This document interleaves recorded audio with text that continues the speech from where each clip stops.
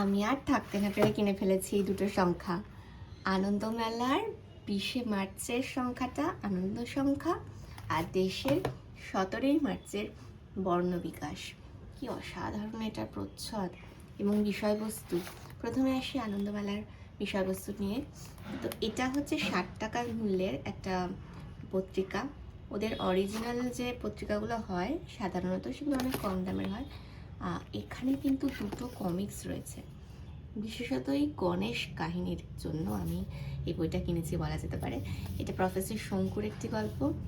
আর এখানে আরও অনেক রকম উপন্যাস রয়েছে, 3টে উপন্যাস, বেশ ভালো ভালো লেখক লেখিকাদের।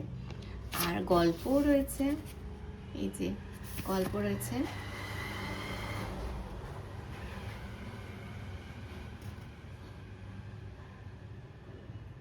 আর গল্পও রয়েছে। তো এটা মনে হচ্ছে খুব ভালো একটা পত্রিকা হতে চলেছে।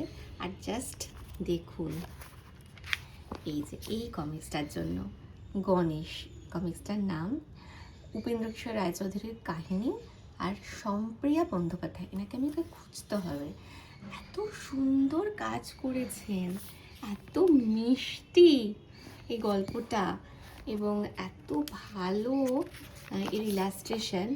এই যে এটা হচ্ছে গণেশ, ছোট্ট গণেশ, যখন তার মাথাটা মানুষেরই ছিল, এই যে রেগে গেছে আবার, এর আগে আগে মুখটা কি মিষ্টি, মানে এখানে শিব ঠাকুরও মিষ্টি, মানে সবাই জানে তো রসগোল্লা, চিনির মানে গোলা।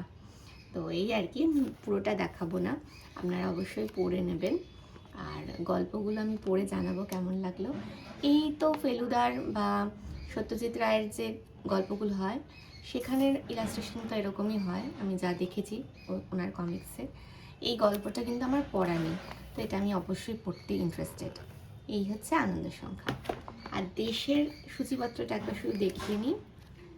দেশের সূচিপত্র এটা হচ্ছে পেন্টিং এবং পেন্টার্সদের ওপরে, যেটা বুঝলাম আমি। আর এটার সূচিপত্র হচ্ছে এটা, দেখতে পারবেন। আর এখানে কিন্তু কিছু গল্পও রয়েছে, সুকান্ত গঙ্গোপাধ্যায়ের গল্প রয়েছে, আমার পড়ার খুব ইচ্ছা আছে, ওনার লেখা আমার বেশ ভালো লাগে।